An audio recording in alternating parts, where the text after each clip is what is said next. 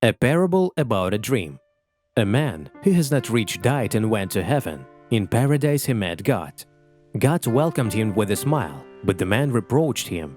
I lived my whole life in righteousness. I didn't hurt anyone. I earned my bread by the sweat of my brow. And yet I remained poor. You have given me nothing. I had no house, no wife, no children. How could it be?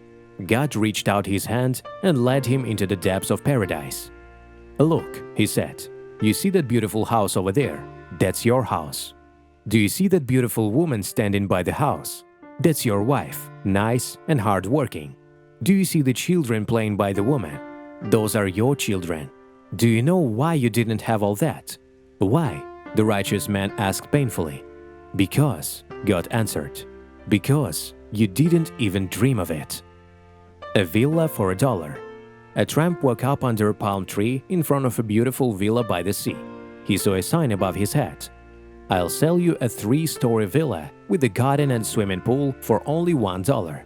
The tramp couldn't believe his eyes, but he was very hungry and decided to knock on the gate. The door was opened by a beautiful young man. Do you want to buy a villa for $1? The tramp was sad to give away his last dollar, but decided to support the joke in the hope that he would at least be given some food. And I only have $1. Great, the villa is yours. Do you like it? Of course, I like it very much. Just tell me why you are doing this. It's very simple. My husband wrote in his will that I should sell this villa and gave the money to his mistress. Now I'm going to do it immediately. You were the only buyer. No one believed my offer and everyone passed by. So would you have passed it by or taken your chance? A parable about money. The student asked, Teacher, what is the money? The teacher looked at the man who asked and laughed. Don't even tell me you haven't seen any money. At least you paid your school fees once. You'd better ask again. Yes, sure, smiled the student. It was obvious that he wanted to ask a difficult question. What is money in a customer's purse? That is a very good question. The teacher nodded his head in approval. Money in a customer's purse. He paused, thought and smiled. Yes, in this case it doesn't mean anything at all. How is that possible? The student was surprised. After all, we always talk about profits and calculate expenses. An enterprise that doesn't pay attention to money will go bankrupt. You're right, said the teacher, but we're talking about money in a customer's purse. As long as the money is in their purse, it is just pieces of paper or metal. A person may think about what he/she will buy with it, but this is in their mind, not in their purse. Then the person buys something, but only something that he/she considers to be somehow more valuable to them than the money given for it. And by the time the person is carrying the purchase home, he/she is happy about the difference that they have won. But it is not money again. Does that mean that the money itself doesn't mean anything? Exactly, the teacher smiled. I told you that it is nothing but pieces of paper or metal. A parable about the time. A businessman made a fortune amounting to millions of dollars.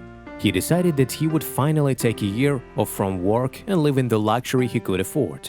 But just as he was about to make this decision, the angel of death descended upon him. Being a professional trader, the man decided to persuade the angel by any means to sell him at least a bit of time. Give me 3 days to live, and you can take a third of my fortune. The angel didn't agree. All right, then 3 million.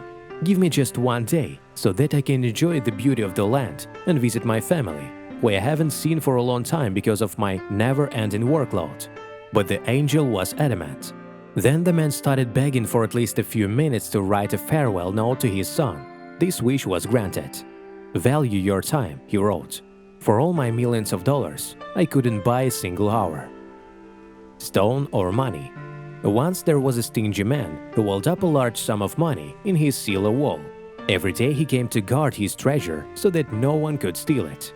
But one day, the workers noticed the man's strange behavior. They followed where he was going and stole the money.